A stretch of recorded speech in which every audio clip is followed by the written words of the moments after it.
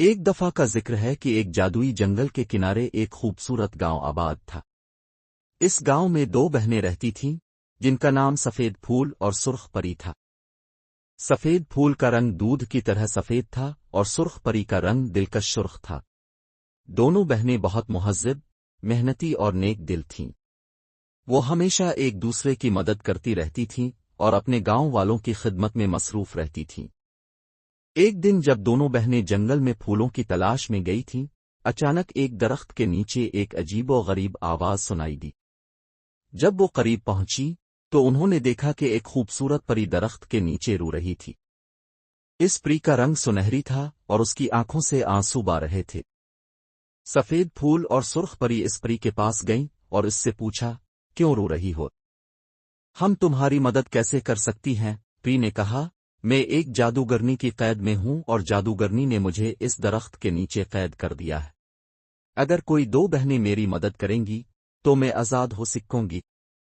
سفید پھول اور سرخ پری نے پری کی بات سنی اور فوراً اس کی مدد کا ارادہ کیا۔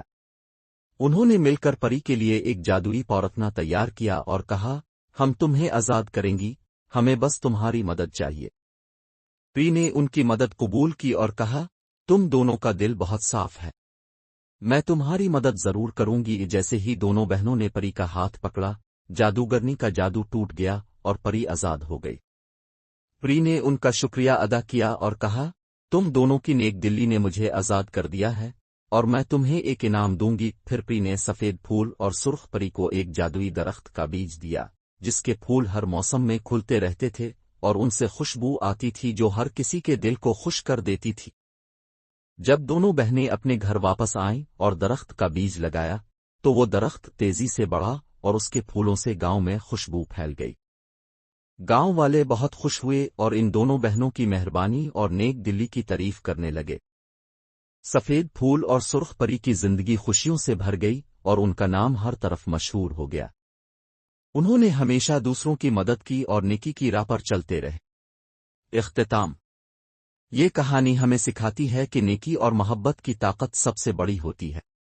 اگر دل صاف ہو اور نیت سچی ہو تو دنیا میں سب کچھ ممکن ہے۔